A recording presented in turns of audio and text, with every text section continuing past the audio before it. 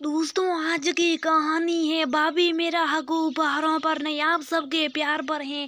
दोस्तों, कहानी शुरू करने से पहले अगर हमारे चैनल को सब्सक्राइब नहीं किया हो तो कर लीजिए ताकि आपके पास पहुंचे हर रोज नया वीडियो।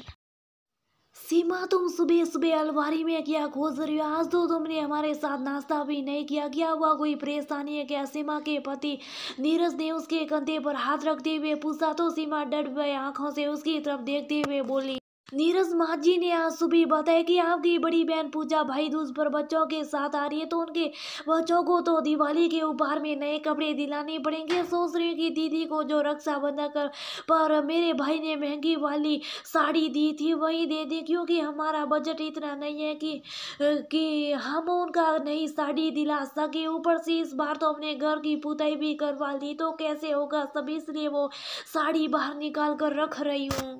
सही कर रही हो तुम सीमा, इस बार तो बॉस ने बोनस भी नहीं दिया, पर वो साड़ी तुम्हारे भाई ने तुम्हें कितने प्यार से दी थी, तुम वो मत दो, मैं कुछ करता हूँ, तुम परेशान मत हो। नीरज दुखी होकर बोला और परेशान सा अपने ऑफिस चला गया। कैसा होता है, नीरज अपनी दीदी से बहुत प्यार करता है, वो दिल से चाहता है कि अपनी दीदी को कुछ दे, पर दीदी का साल में 3 बाहर आना और माँ दोबारा उसके ऊपर उन्हें हर बार महंगे कपड़े और गिफ्ट दिलाने के लिए कहना उसे परेशान कर जाता है, क्योंकि एक छोटी सी नौकरी करने वाले के लिए जिसका अपने परिवार के में महीने भर का खर्चा चलाना मुश्किल हो जाता, हर बार बहन के लिए गिफ्ट लेना मुश्किल हो जाता। बहुत दिमाग लगाने और जोड़ तोड़ करने पर भी जब नीरज पैसों का कोई इंतजाम नहीं कर पाया तो अपनी बीवी की साड़ी बहन को देने का सोच वो उदास होकर शाम को घर वापिस आ गया। पर घर में सीमा के चेहरे की खुशी उसे कुछ समझ नहीं आ रही थी। सुबह पैसों का इतना गुण भाग करने वाली सीमा शाम होते होते इतनी खुश होकर कैसे अपनी नन्द के स्वागत की तैयारी करने में लगी थी, इसलिए नीरज ने सीधे से जाकर अपनी पत्नी से पूछ ही लिया, क्या बात है सीमा, बड़ी खुश लग रही हो? अब तुम्हें दीदी के आने और घर के बजट की चिंता नहीं हो रही? नहीं, जिसकी नंदन इतनी अच्छी हो जो बिना को ही सब समझ जाए तो फिर हमें चिंता करने की कोई जरूरत ही नहीं। नीरज सीमा ने सेकते हुए कहा तो नीरज आंखें से आंखें बड़ी करते हुए पूछा, मतलब? तो सीमा मुस्कुराते हुए बोली, मतलब अभी थोड़ी देर पहले पूजा दीदी का फोन आया था, वो यहाँ आने से मना कर रही थी। जब मैंने उनके न आने का कारण पूछा तो उन्होंने संकुचाते कहा, भाभी भाई बहन के जितने भी त्योहार हैं एक शहर में होने के कारण मैं सारे आप लोगों के साथ ही मनाना चाहती हूँ।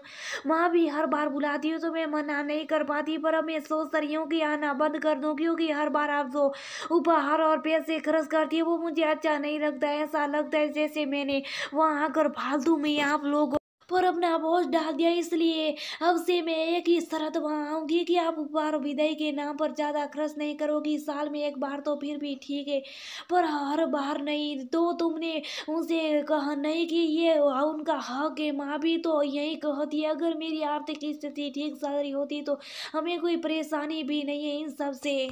मैंने कहा था उनसे उनके हक के बारे में, पर उन्होंने बड़े प्यार से समझा कि भाभी मेरा हक उपा पर नहीं, आप सबके प्यार पर है। मैं वहाँ आऊँ और उससे आपकी परेशानी बढ़ जाए तो स्वाभाविक तरीके से आप सबका प्यार मेरे लिए कम हो जाएगा, जो मैं बिल्कुल नहीं चाहती। अब आप यहाँ तो मेरी शर्त मानो, नहीं तो मैं अब त्योहार पर आना बंद कर रही हूँ।